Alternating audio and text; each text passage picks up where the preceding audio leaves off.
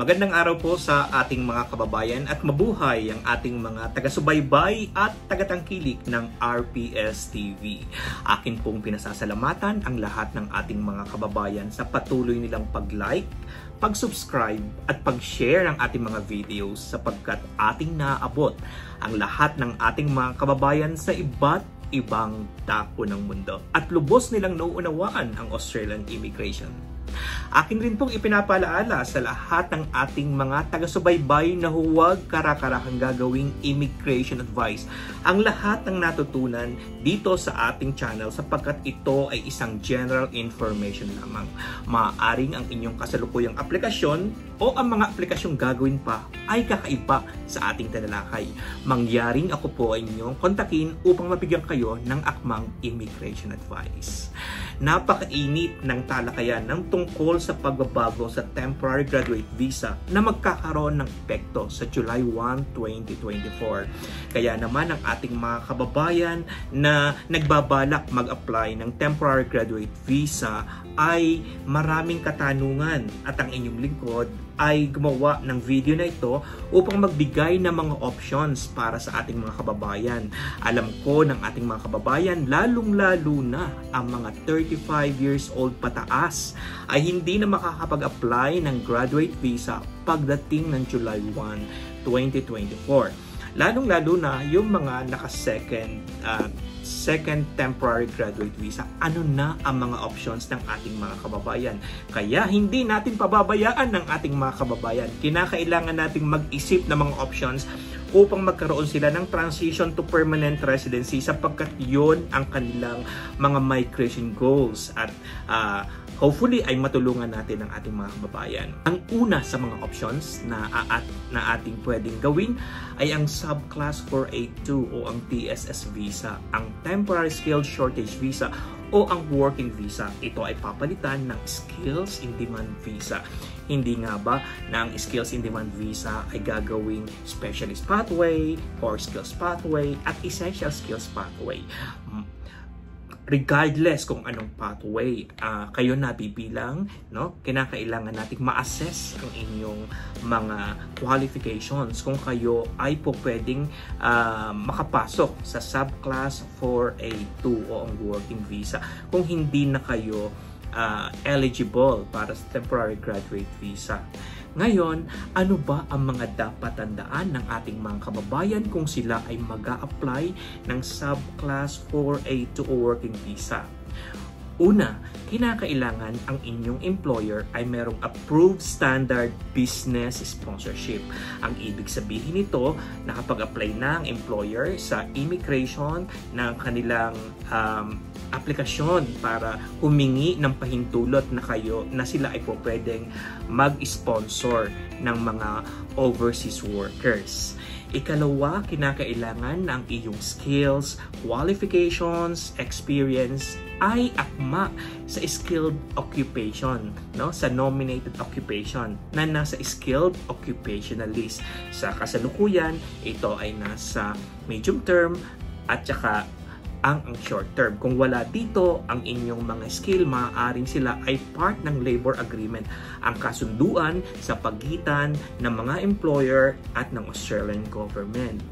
Ang ikatlo, kinakailangan meron kang 2 years of experience in the last 5 years at the same skill level, no? Dapat ito ay full-time. Ang ibig sabihin, 38 hours per week. Ang iba ay maaaring nasa pagitan ng 32 to 45 hours per week, no? At kung ano man ang isinasaad ng mga industrial awards. At kung halimbawa naman part-time kayo, no? Kinakailangan makalikom kayo ng 2 years in the last 5 years, yung equivalent ng full-time ng 38 hours per week for 2 years. Ang ikaapat, dapat ikaw ay may competent English proficiency. Kung ikaw ay IELTS, dapat ikaw ay may band score na 5 at kung ikaw naman ay Pearson Test of English, kinakailangan ikaw ay mayroong 36 na band score.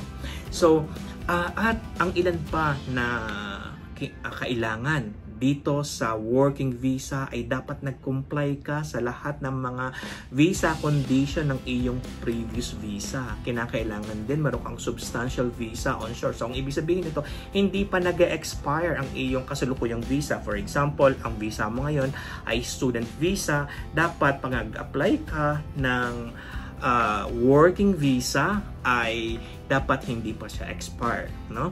Ang ilan pa sa mga kailangan ng working visa na ito, of course, ang insurance, no? Kinakailangan merong insurance. Hindi siya overseas, hindi siya OSHC, kundi siya ay sa insurance ng mga 4 visa series, no? So ito yung mga monthly payment lang siya.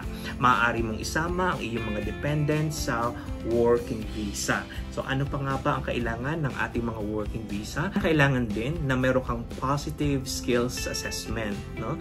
So karamihan sa ating mga kababayan ay meron ng skills assessment, lalong-lalo na yung mga nakatapos ng trade occupations. Kaya naman sinasaad ng legislative instrument na mayroong mga occupations na mandatory ang skills assessment at meron din naman ng mga occupation na hindi kailangan ng skills assessment. Halimbawa, kung ikaw ay may registration or license Australia, hindi mo kailangan ng skills assessment. Kung ang iyong qualifications ay tinapos mo sa Australia, hindi mo kailangan. Kung ang sweldo mo ay 180,000 per year, Australian dollars, hindi mo kailangan ng skills assessment.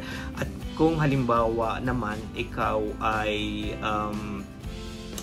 nagtatrabaho sa isang branch, no, ng overseas, so hindi ka kailangan ng skills assessment din. So ang video ng tungkol sa 482 ay nasa aking YouTube channel. Inyong mangyaring inyong hanapin para sa mas detalyado na aplikasyon, no, ng subclass 482.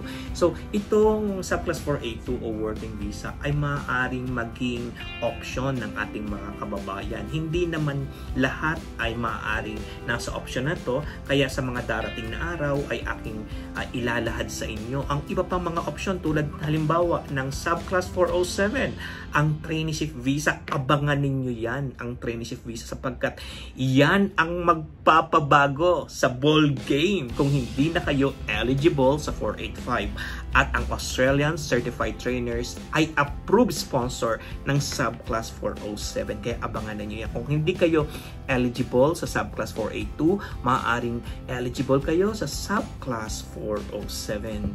Ang dapat pang tandaan ng ating mga kababayan, no?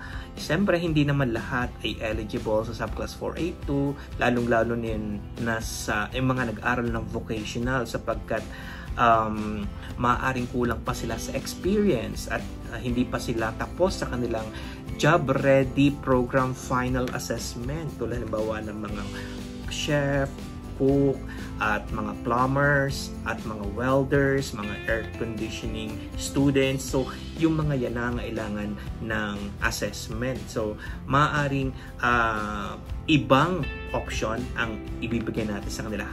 Ngunit yung mga nasa higher education, tulad halimbawa ng mga nag-aral ng 2 years ng Bachelor of Nursing, po pwedeng sila ay from student visa to working visa kung nako-comply nila ang ilang mga